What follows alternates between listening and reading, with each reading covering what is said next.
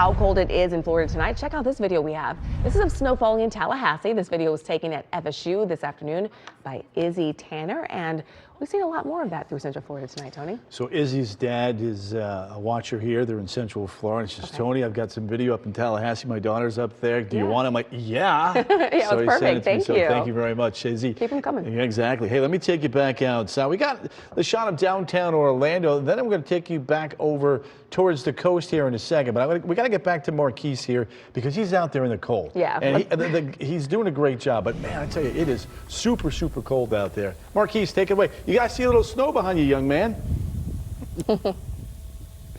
We're making it happen here in Central Florida, the magic of weather. I was mentioning this earlier in the show. The wind was definitely the story earlier in Sanford, but we're taking a look at the windmill that we have, the pinwheel, not really blowing. We're kind of in a valley right now, which is good because we're cooler in this little valley, which is nice because we could finally make some snow here in Central Florida. We do have the snow making machine going on right now, and the wet bulb temperature has now just cooled to 28 degrees. So we're just gonna give this a little bit more time for the flakes to collect. But the actual temperature reading in Sanford, 34 degrees right now, colder than Denver, Colorado, and these numbers are going to continue to drop as we move throughout the rest of your evening. Now let's take a look at some of the recent wind gusts that we've seen. 35 miles per hour in Orlando. We had a gust of 48 earlier today. Sanford, 29 miles per hour. And as we zoom in across Seminole County, Longwood, where we are right now, the most recent gust that we've seen, 32 mile per hour conditions. Altamont Springs, 34.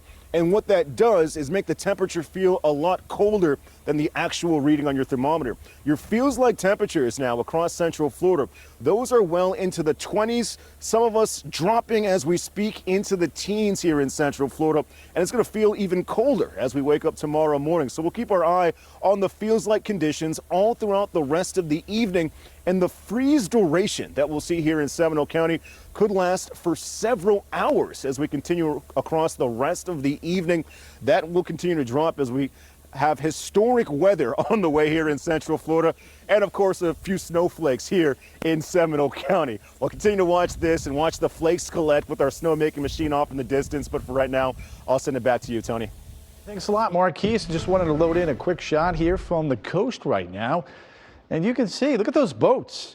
They're rocking out there because of these strong, gusty winds that have been kind of hammering all of Central Florida during the day. Look at the temperature up in Ocala now, 31.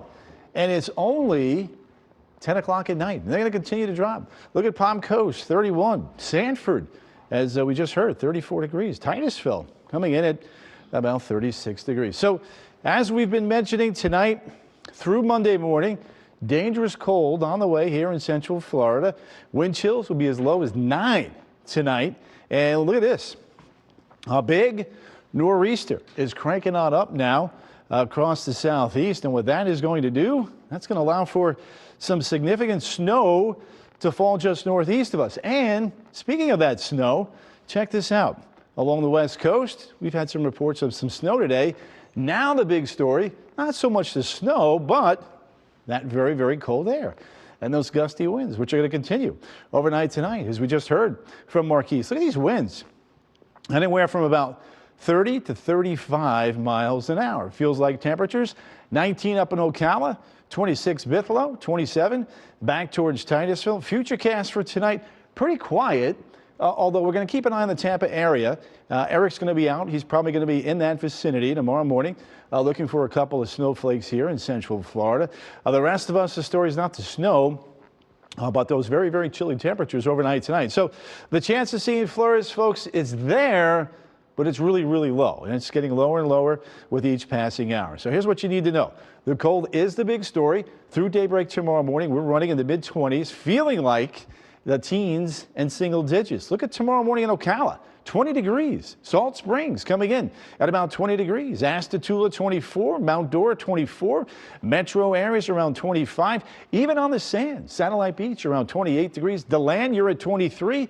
Daytona Beach 23 degrees. And when you look at Futurecast, you can see that storm cranking on up. That's going to keep a cold northerly flow here across central Florida as we go through the day. Highs tomorrow now in the mid 40s here. Remember now, a normal high is about 73. And you take a look at the feels like temperatures one more time just to reiterate how cold it's going to get. 10 to 15 degrees out the door tomorrow morning. So the freeze duration for Denellen, Citra, Reddick, on into Salt Springs and Bellevue, a 12 to 13 hour freeze duration. Sumter County, 11 to 13. Morning temperatures here running 21 to about 22. We are going to get the rest of those counties in for you during the course now of the next half hour and on West 2 News at 11. 7-day coastal forecast, moderating temperatures by Wednesday and Thursday. Another quick shot of rain on Thursday before that front cools us right back down to 35 Friday morning.